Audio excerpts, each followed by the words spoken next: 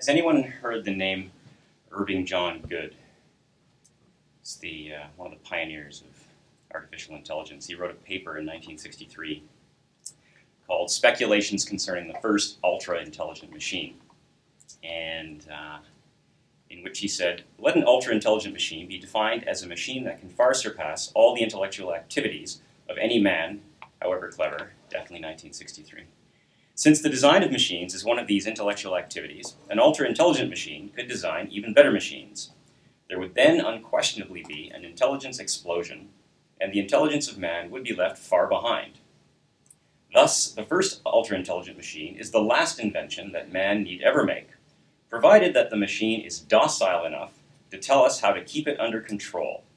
It is curious that this point is made so seldom outside of science fiction. It is sometimes worthwhile to take science fiction seriously. So what I'd like to do for the next hour is take science fiction seriously, which I'm assuming the good Professor Ogden won't object to at all. Right. So I want to kind of build an argument contrasting two different kinds of intelligence. One that we're all very familiar with, known as natural intelligence, or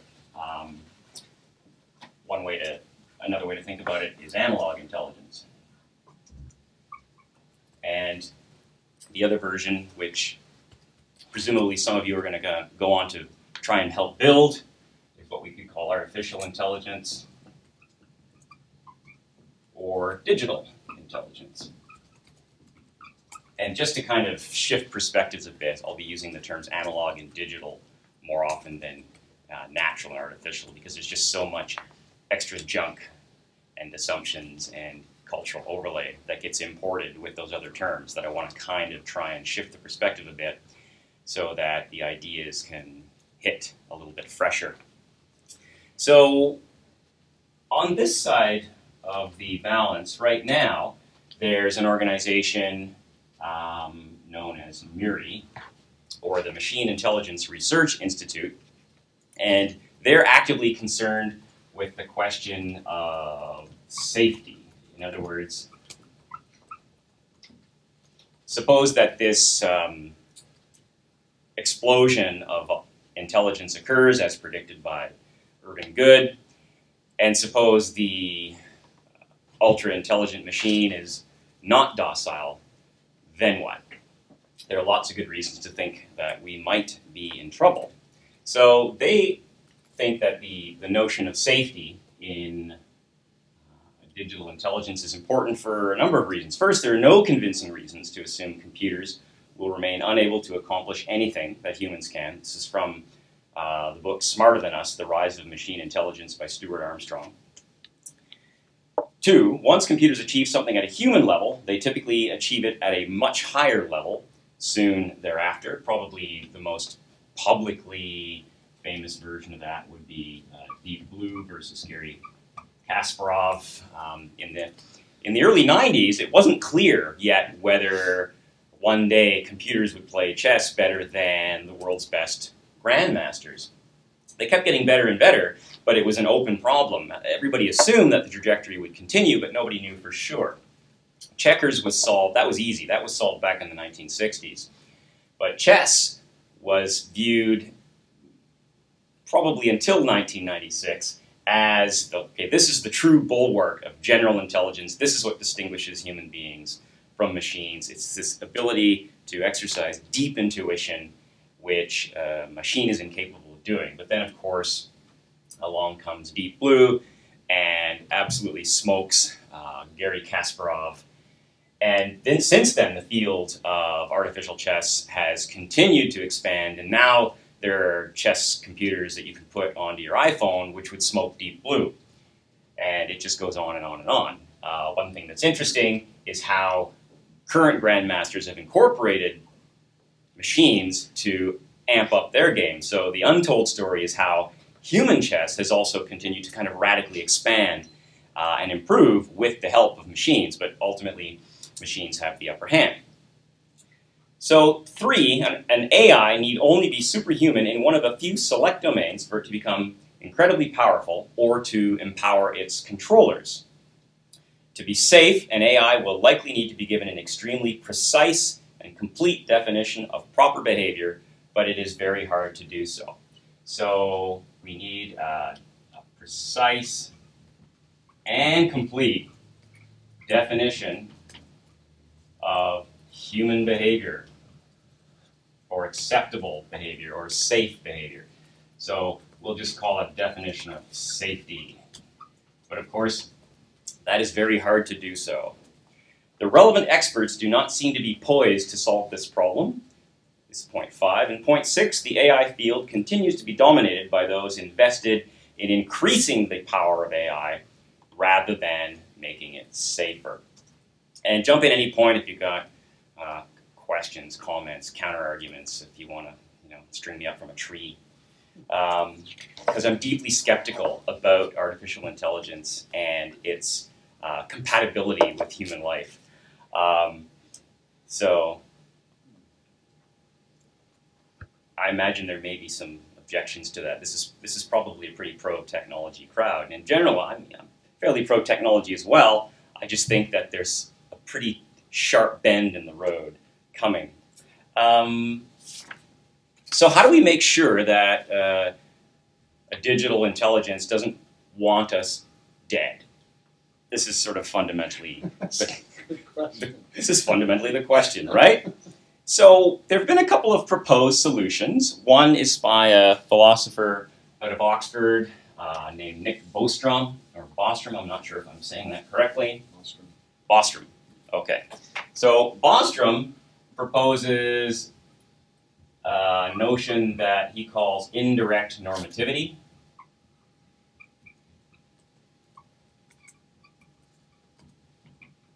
And the idea, it's very much like the way human chess grandmasters continue to improve their play using chess machines. What you do is when you create the AI, you ask the AI to create its own safety algorithm, and you say, okay, what would we want if we were as smart as you? Yeah, do that. And that, instead of us directly assigning norms and values to an autonomous artificial intelligence system, it creates its own based on whatever particular set of assumptions and values that we assume that it would develop on our behalf. So it's a bit like saying, Mommy, I'm scared, keep me safe. And that may or may not work. The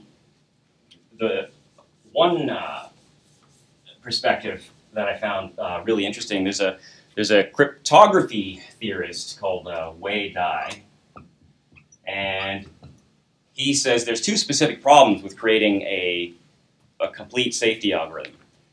First of all, what if a design that is rigorously proven to be safe, turns out to be an incorrect proof, or if the formalization of safety turns out to be an incorrect formalization. This is a frequent occurrence in cryptography if you replace the word safety with security. Proving an AI design friendly seems an even more difficult and error-prone process than proving a crypto scheme to be secure. So back over to us, over to the analog intelligences. First of all, we're creating AI systems which have domain-specific competence.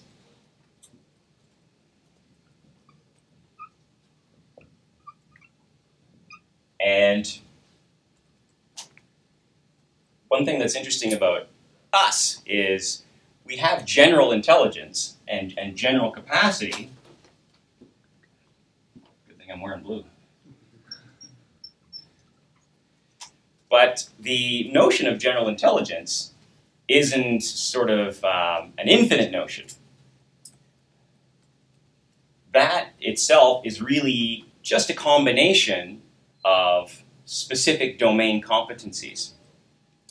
So you have the capacity to do many things. For instance, I imagine a career path here, somebody might be, say, an expert in robotics, but sort of just good enough at paying the rent, at socializing, perhaps having a family, good enough at driving that you get to work safely, et cetera, et cetera. So a general intelligence doesn't necessarily mean expertise in all domains in which it's applied to. Furthermore, there are multiple domains which even general intelligence can't reach. You can't flap your arms and start flying. So there are bounds to what a general intelligence can accomplish, and there are only specific domains in which it has expertise, other domains in which it's good enough. So if we're looking for something like a general intelligence in the digital domain, one thought is that instead of creating an everything algorithm, or some sort of like, say, an omega algorithm, what we'll probably end up doing is using the analog intelligences that we're aware of, which is us, and combine specific domains together to create the first general intelligence. So if we come back and look at us, if you think about it for a few minutes or a few seconds, what do you think the minimum domain architecture of an analog intelligent system is? I've got an idea. I'm just wondering if this is something that you guys have thought about or have any notions about. Okay, good. Oh, is there? I don't know what I'm saying. I was going to say logic. Okay, sure, sure.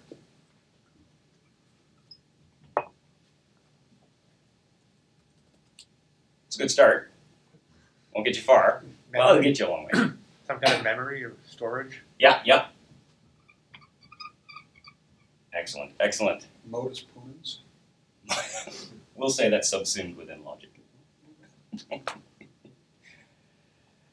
I mean, to draw an inference. Sure. Natural intelligence has to be able to draw an inference. Okay. So without under logic? We'll say inductive and deductive logic. Will that do, Professor? Well, it's your lecture. It's my lecture. All right. Good, good, good. All right. So I would like to propose that this is very typically what individuals who work in technology kind of zoom in on. This thing has to be able to think. But, of course, when you look at us, there's more to the story than thinking. I would like to propose that the minimum architecture of an analog intelligent system can be broken down, just for sake of easy memory, something like ABC. So C would be the cognitive domain, and that module would have the submodules of memory, logic, inference, deduction, induction, sensory reception from the world. But if you are a truly autonomous intelligence, what do you do with all that thinking? Wow. Why do one particular thing instead of another? For instance, right now, you have the physical capacity to overwhelm and murder me, and yet you're not doing it. You have the physical capacity to run screaming down the hallways and set off all the fire alarms, and yet you're not doing it. So in addition to a cognitive domain, you need an affective domain. And affect is the fancy psychiatric term for what could be called emotion, or in the realm of digital intelligence, could be something called like goals or utility functions.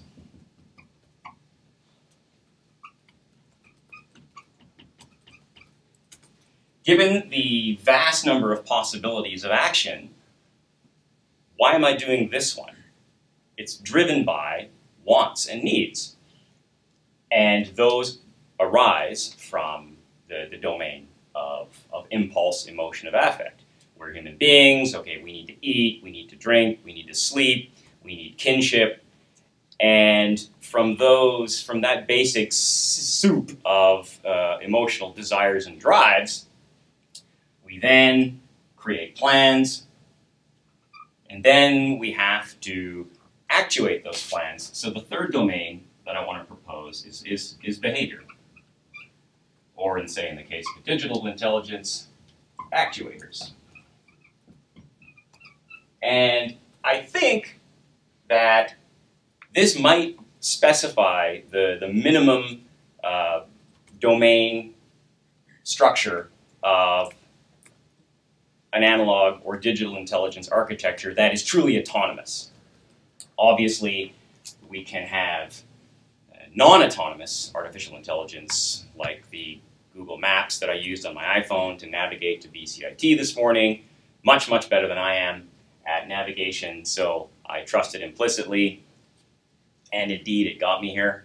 In fact, the only navigation I had to do was the last 100 meters, and I spectacularly failed. But the first 17,500 meters were handled flawlessly by Google. So I couldn't even handle 1% of the problem on my own.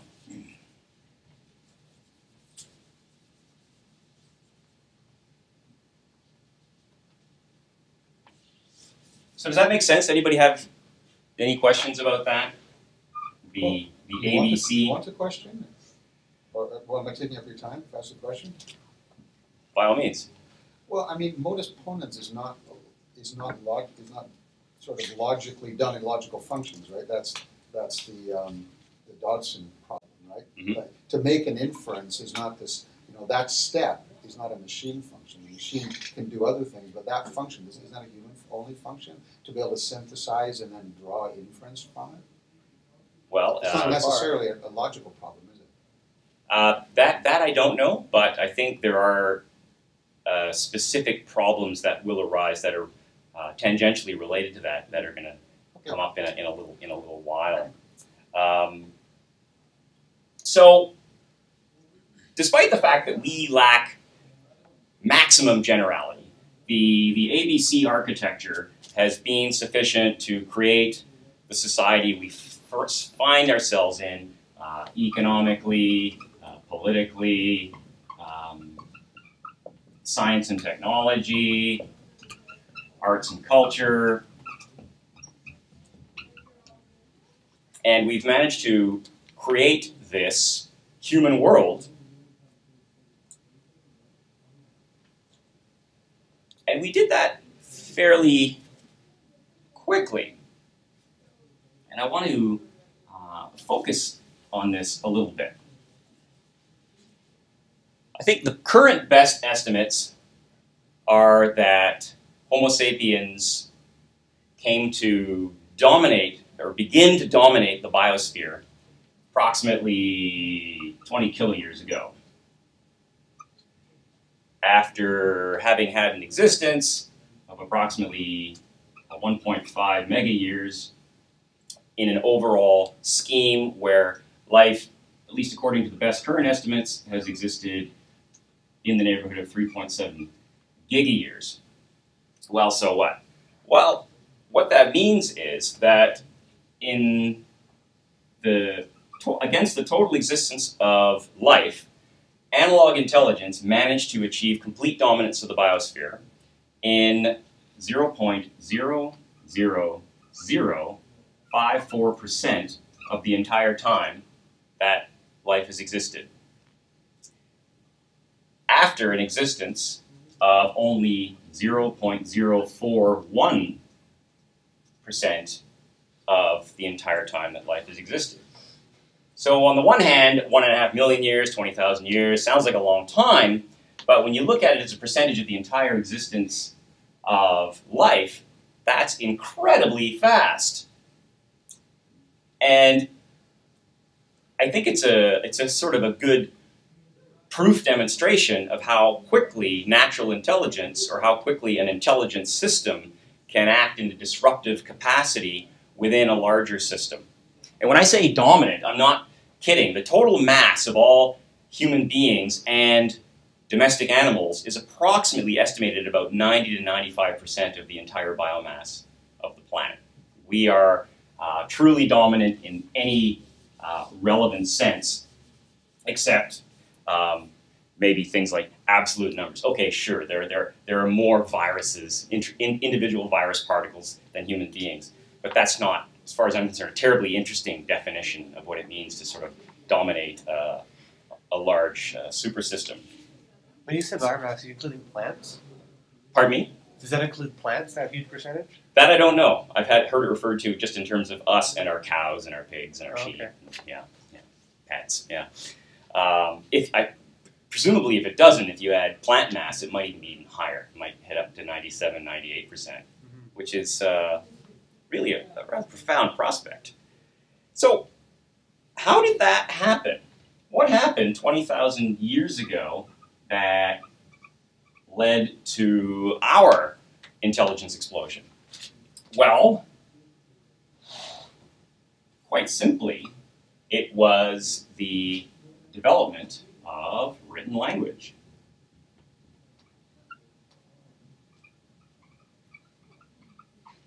Because one thing about us is, even though we're general intelligences and we lack competence in a number of domains, we have the autonomy to recognize that we lack domain competence and then seek how to develop competence in that domain.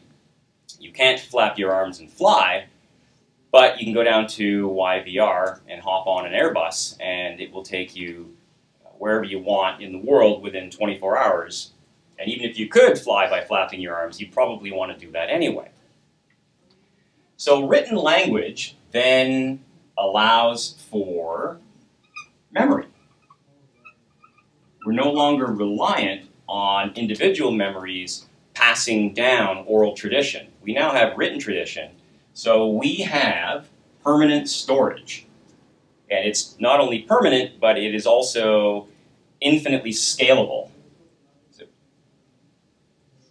subunits include books, and then larger units include libraries. So the internet before the internet was libraries full of paper books. I think there's still one here somewhere. And I think librarians estimate that there's still more knowledge not on the internet than on the internet, but that's going to change very quickly.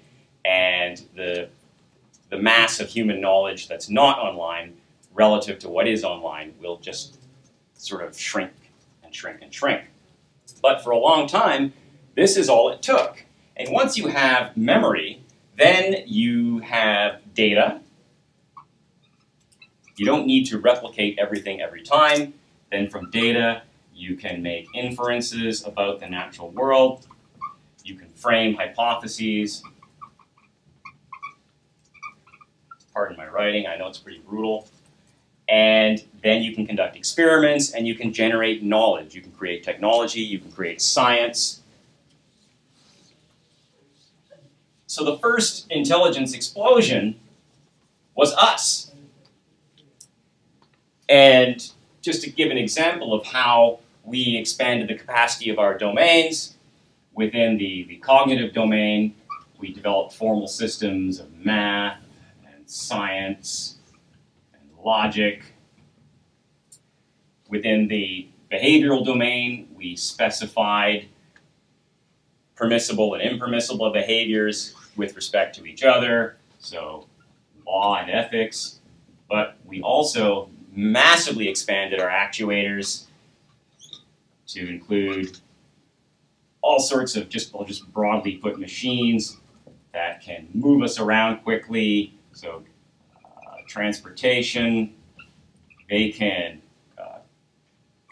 make all the food that we used to have to make with the effort of our own backs, and on and on and on and on and on. So pick a domain where we used to have to do the work. We've managed to develop technology that now does that thousands or millions of times more effectively than we used to. And in the affective or emotional domain, we created culture, we created the arts, we codified certain formal relationships in culture and in law. So the invention of marriage, which surely is an invention at some point, it's an extender of analog intelligence to say, okay, you know, clearly, or maybe not clearly, there's this tendency to pair bond. What if we formalize that and put security around it and extend its capacity, extend its effect?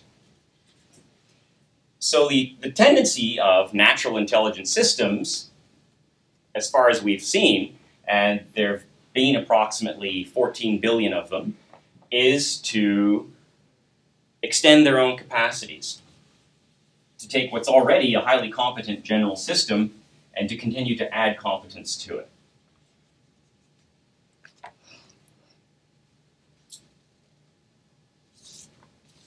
And that comes back to the ability to permanently store information.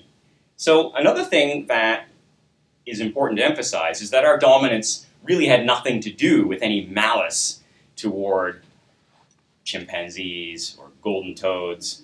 It's simply a case where if our flourishing, in other words, the things we need to survive and thrive, if our flourishing conflicts with the flourishing of chimps in the forest, so for instance, the city is expanding, we need more farmland, it's not that we hate the chimps, it's just that we prioritize ourselves and the chimps lose.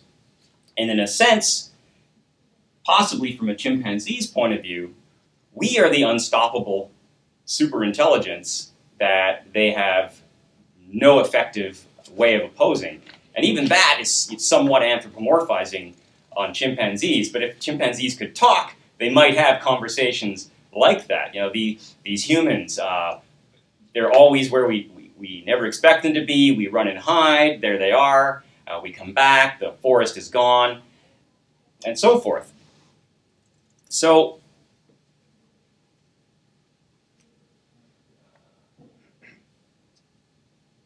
sorry, I just lost my, yeah. So if it came down to a battle or a conflict between our flourishing, maybe it won't, I don't know, I mean I hope not, but if it came down to a conflict between our flourishing and the flourishing of a hyper-intelligent autonomous digital system, I suspect that we would lose, and we'd lose badly and we'd lose quickly. So efforts are underway to try and make artificial intelligence systems safe. These efforts are currently resourced, they are under-resourced in terms of dollars, they're under-resourced in terms of human resources. And the task is also, even if we had lots of money and lots of smart people, it's very, very, very hard.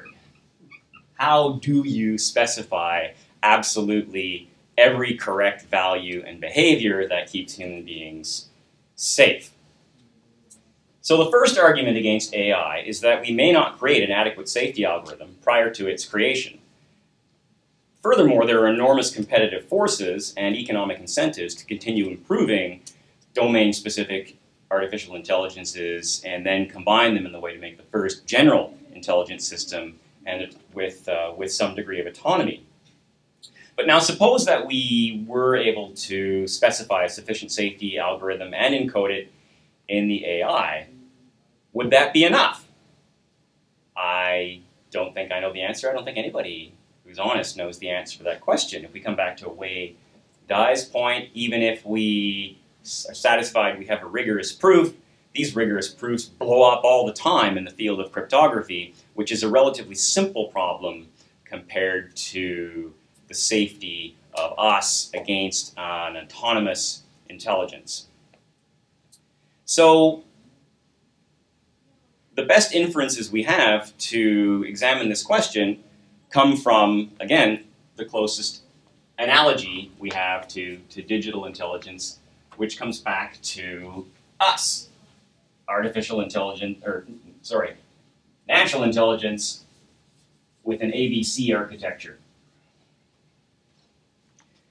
So if we look at ourselves, we're actually all reasonably able to specify a decent set of moral values. It's far from complete. It may even have deep problems if it's probed sufficiently enough, but we are able to get by without accidentally or intentionally killing 3 people on the way to work every morning and robbing a bank on the way home. So, nevertheless, though, we manage to be pretty big threats to one another, either on an individual level or on a collective level.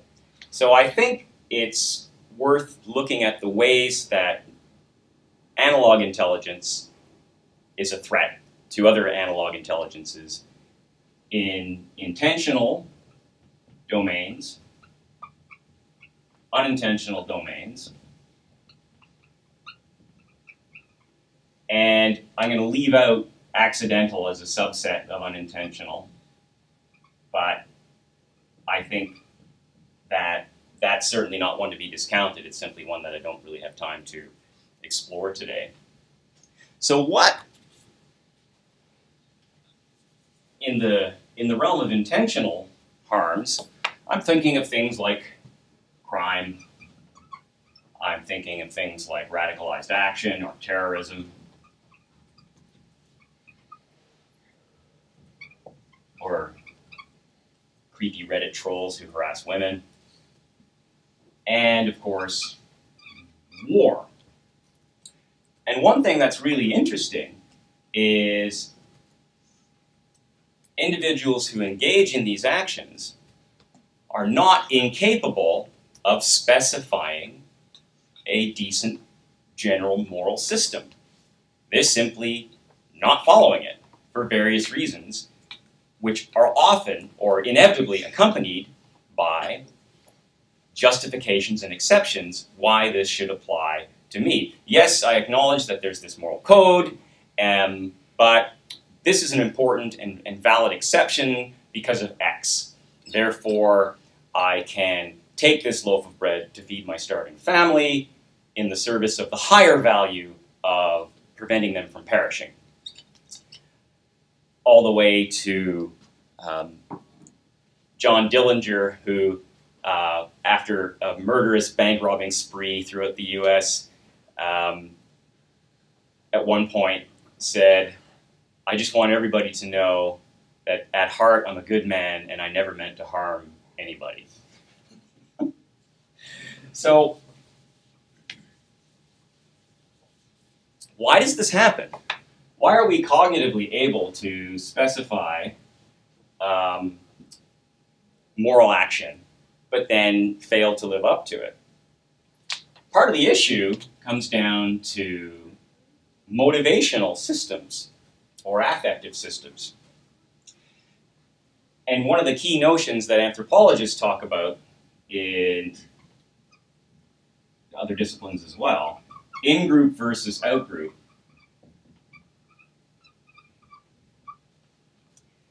We all have within us an effortless, almost automatic capacity to assign in-group versus out-group status to anybody that we meet. So say you're standing on the SkyTrain platform, somebody bumps into you from behind, you nearly fall into the rails, and then you turn around and you see it's your best friend who came up and surprised you, and he looks horrified, and you're like, don't worry about it, it was an accident.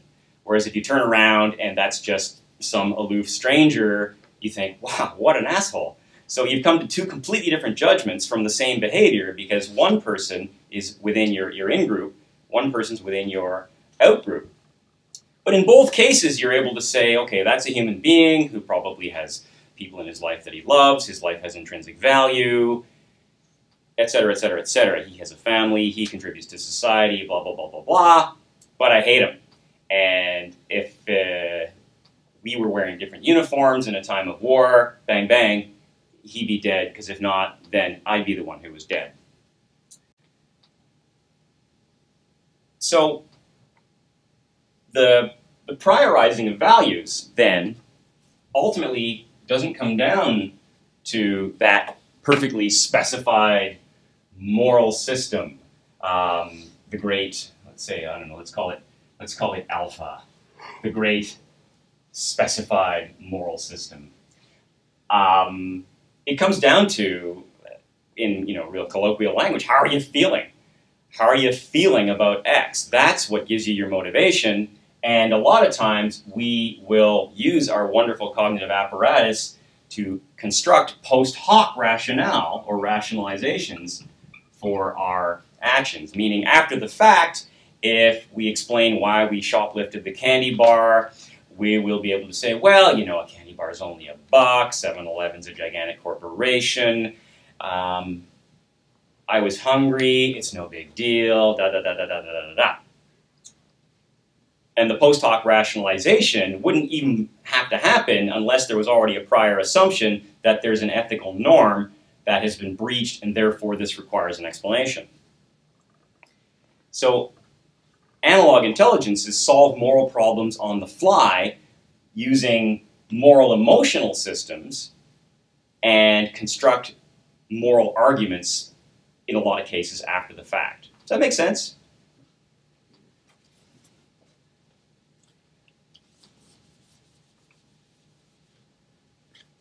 So even if we have the blessed safety algorithm,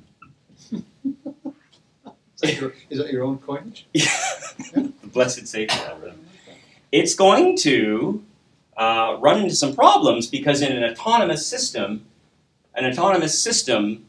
isn't just something that's creating the best paths to certain actions. It's got to have a goal. It's got to want to do something. And if it has no particular goal, why would it do anything at all? And this gets us into the realm now of unintentional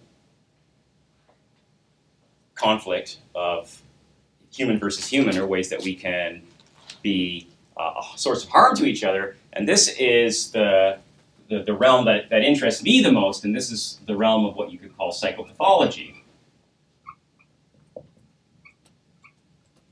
Human beings develop mental illnesses, and those mental illnesses prevent correct action or foster harmful action. So instead of saying correct, let's say benign versus harmful action. And let me give you some examples. So we can have mood disorders, which are problems with our affective systems.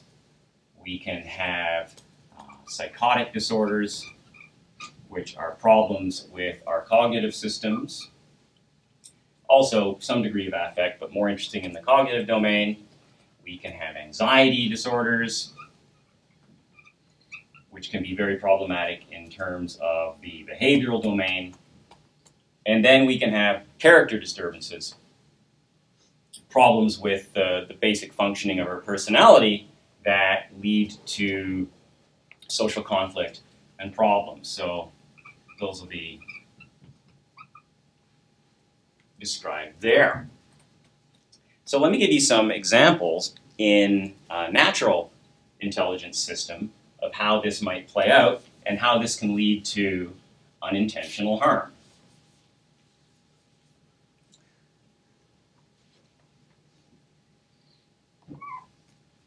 Does anybody remember the flight from Lufthansa that went down intentionally into the Alps last year?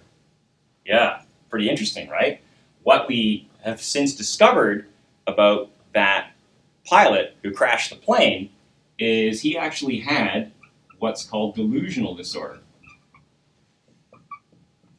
He believed he was going blind, and he believed that he was going to lose his aviation career. And he kept going to optometrists, ophthalmologists, and they all said, your vision checks out. You have better than normal vision.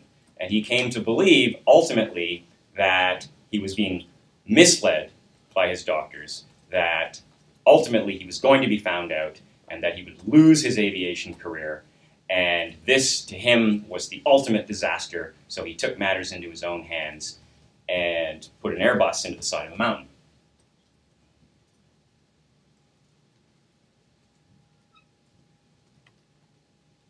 He had a failure in his cognitive operator, or his cognitive module.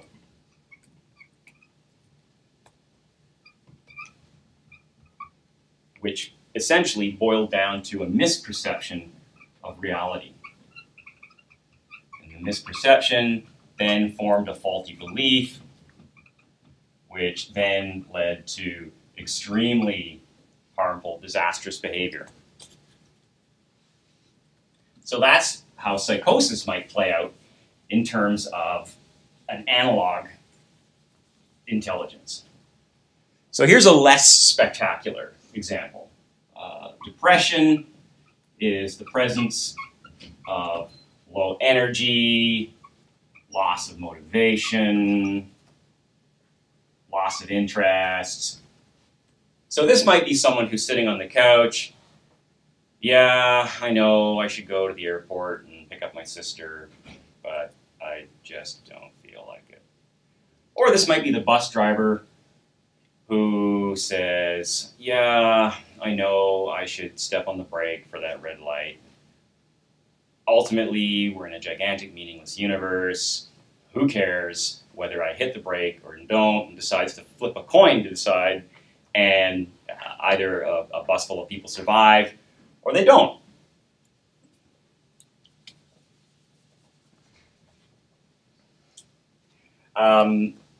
In the case of an anxiety disorder, we might have somebody who knows what they should do, but is too inhibited and frightened to act. So there's somebody in a burning car.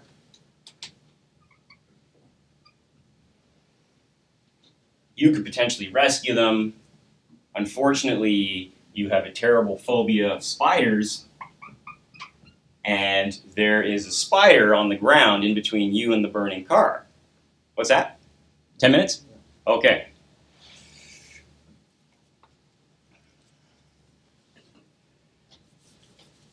Essentially, conflict leading to unintentional behavior can either come from problems of conflict within a domain or in between domains. That's sort of the larger point that I'm sort of driving at here. So we can have emotions versus other emotions. We can have motives and goals that are in conflict with behaviors or in conflict with cognitive systems, and these can run in any direction. So they can be and they can also, of course, be internal, because these aren't simple modules, they're complex modules. Okay, well, so what? What has this got to do with digital intelligence? Well, it's not so much that it's got to do with digital intelligence, it's got to do with the autonomy of the system. If you want to make a system that is truly autonomous, it's going to have goals or the ability to make goals. And for it to have goals or make goals, it's going to have to in some way want to do things and not want to do other things. So it comes down to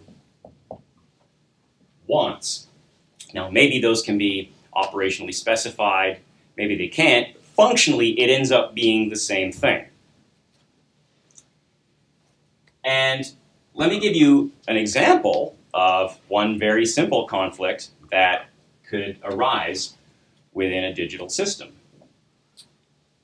Say we program it to love everybody, and we manage to put a love module in it, but then it gets hijacked by a group of neo-Nazis. It loves the neo-Nazis, and they say, okay, we want you to do this, we want you to do this, we want you to do this, we want you to do this. Okay, and off it goes, and the neo-Nazis then rise to enormous power. Or just think of any other operator with malintent.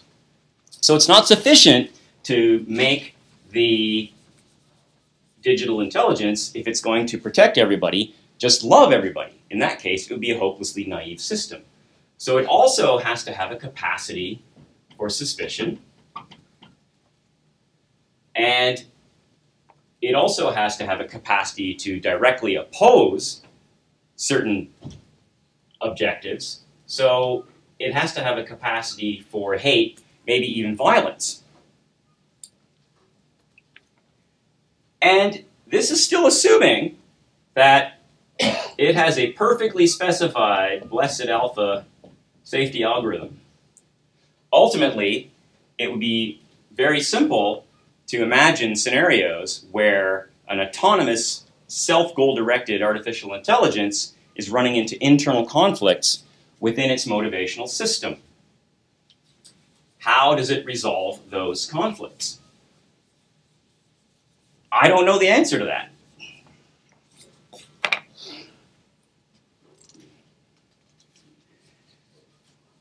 And if we look back at the example of us, of natural intelligence, we know that motivations frequently win over specified moral values, and we provide post hoc rationales.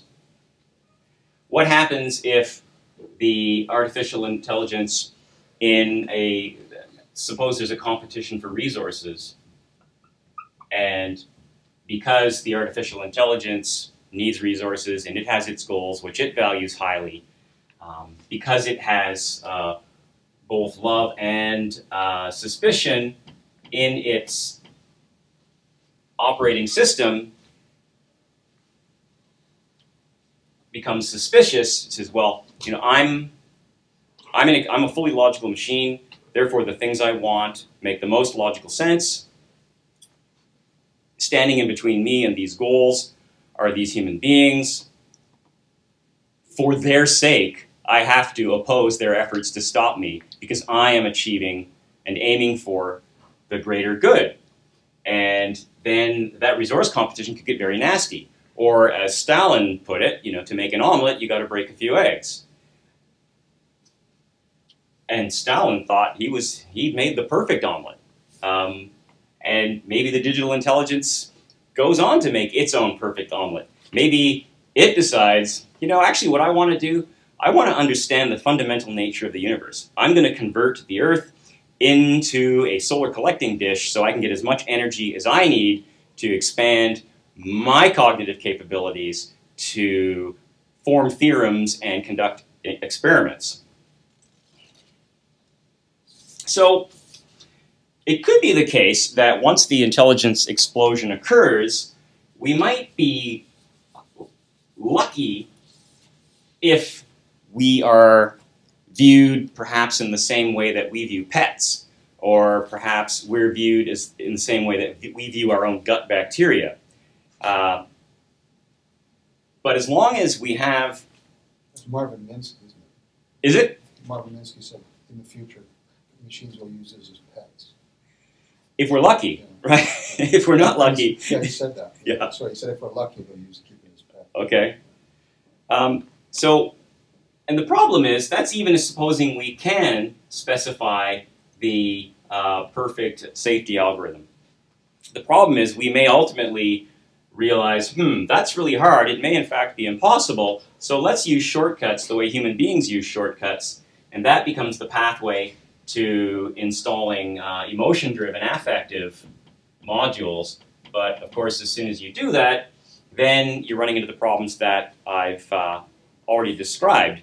So just as a kind of a sort of a final thought experiment, you know, what do you suppose happened in the age of colonization when the natural intelligences that had extended their capacities with books and learning and ships and cannons came across pre-literate societies? Well, you know, we all know what happened.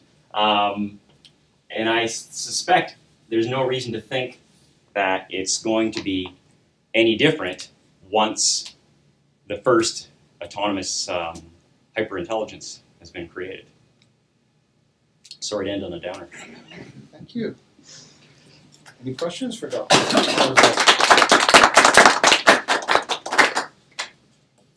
Any disagreement?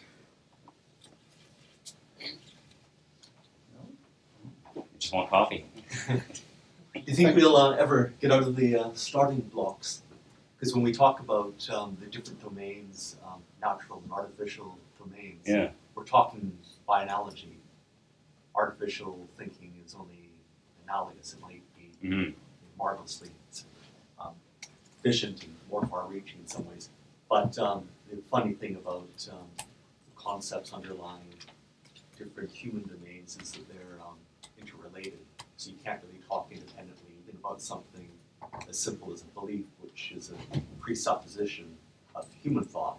But a belief isn't simply a belief. It's embodied, has a cognitive semantic content, but it also has an affective part to it. And so that might be, so I'm wondering if we start building, creating this kind of precarious balance between an artificial algorithm on one hand and an autonomous artificial intelligence, to what extent is it going to be autonomous? And I suppose if we, you suggest that we'll have to start building in motivational or affective domains, but will those simply be a series of complex directives, or will they actually be a kind of embodied emotion?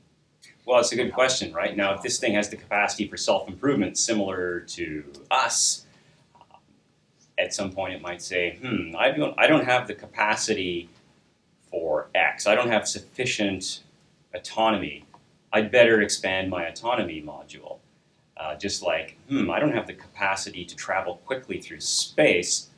I'd better invent a car or an internal combustion engine. So I think at a certain level, and this is just completely speculative, I think once you've built enough of a system, then it has the capacity, in the same way that we have the capacity for self-improvement and advancement, that it can achieve a kind of a liftoff on its own, regardless of our efforts to keep it battened down. It's interesting. There's a kind of, not exactly question begging, but a little bit of a circular maneuver in the sense that you're already ascribing a kind of personhood to the machine if you say that, maybe I should. But it could, just to sort of help the argument along, it could be that some imperfect directive is given, and then that starts sort of running, and Sure. the capacity to think of itself as an I becomes. Or even if Subsequent even to just kind of de-anthropomorphize that, it could be the goal is to discover the grand unified theorem of physics. To achieve that goal, more memory is needed, more processing power is needed, more energy is needed. Boom, boom, boom, boom, boom, boom, boom. And we just kind of get shoved off the edge of whatever available resources there are. Or become raw material. Or become raw material, sure.